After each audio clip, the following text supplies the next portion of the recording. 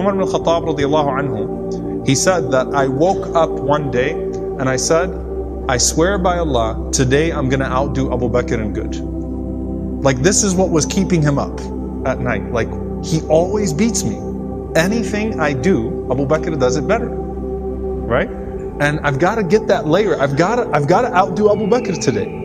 So Umar radiallahu anhu said, I left with that mindset. My standard is Abu Bakr, right? So he said, I left with that mindset, and the Prophet ﷺ commanded us to give sadaqah. Prophet ﷺ called for charity. Umar radiallahu anhu went, he got half of his wealth, 50% of it.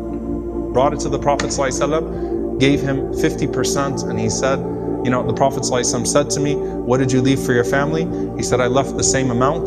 The Prophet ﷺ said, 𝗓𝗓𝗓, you've excelled. Great job. Right? He praised that. Umar was so happy. He's like, I got it today. Abu Bakr shows up. Abu Bakr did not say, oh yeah. Abu Bakr didn't even know what happened.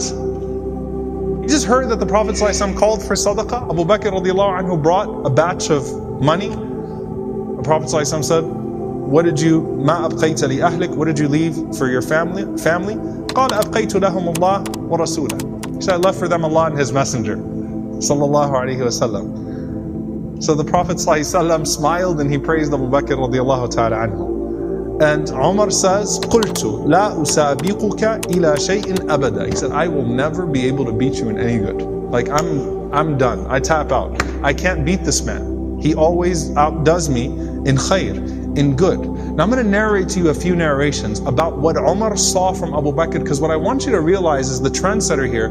Most of the good qualities you see in Umar's Khilafah, which was much longer, the Caliphate of Umar was much longer than Abu Bakr, was something he actually learned from Abu Bakr.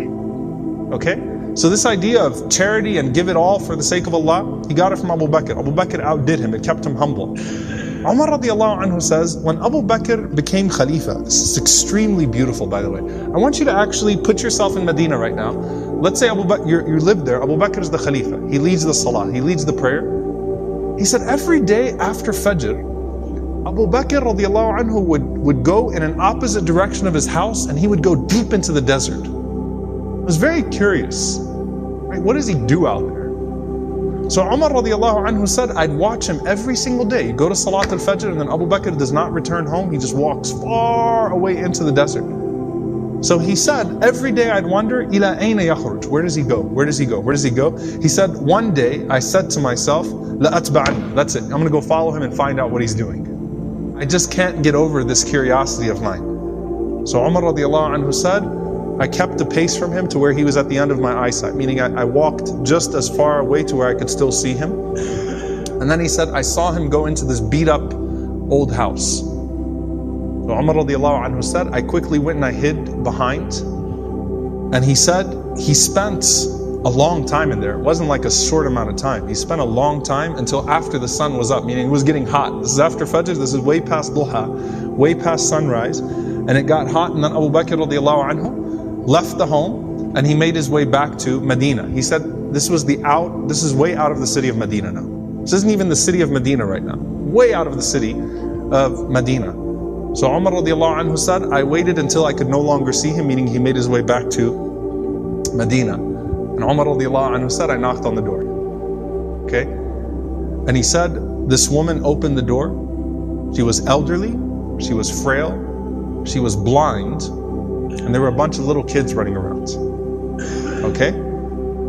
So I said to her, Assalamu alayki, ma sha'nukum ya amatullah. I said, peace be unto you. What is your situation, O servant of Allah?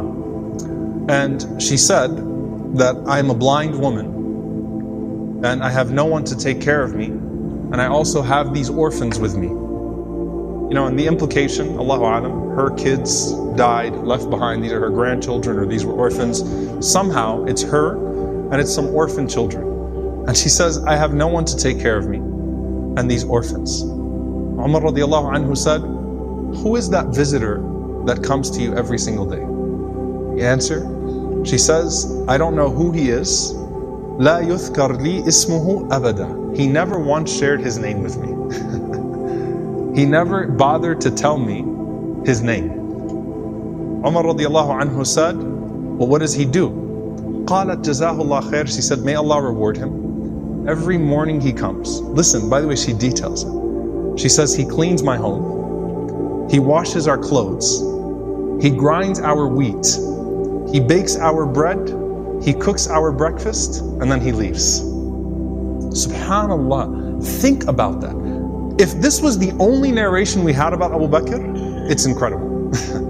Seriously, the leader, the head of the ummah, the Khalifa, the most important man in the ummah right now, with his station, with his status, and he goes out every morning to this house, and he doesn't even tell the woman what his name is. He's just consider me a secret fa'il khair, right? Just some good doer. Washes the clothes, cleans the house, grinds the wheat, bakes the bread, cooks the breakfast, and then makes his way back to govern the ummah. That is absolutely incredible.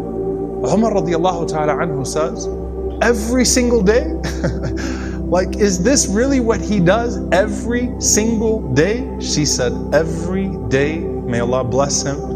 Umar radiallahu anhu said, do you pay him anything? She said, nothing. Umar radiallahu ta'ala anhu started to cry, and he said, 𝗬𝗓𝗏𝗡𝗦 ya Abu Bakr, you have exhausted every successor of yours, O Abu Bakr. You've exhausted us. Anyone that comes after you is exhausted. Because this is a standard that is impossible for us to meet.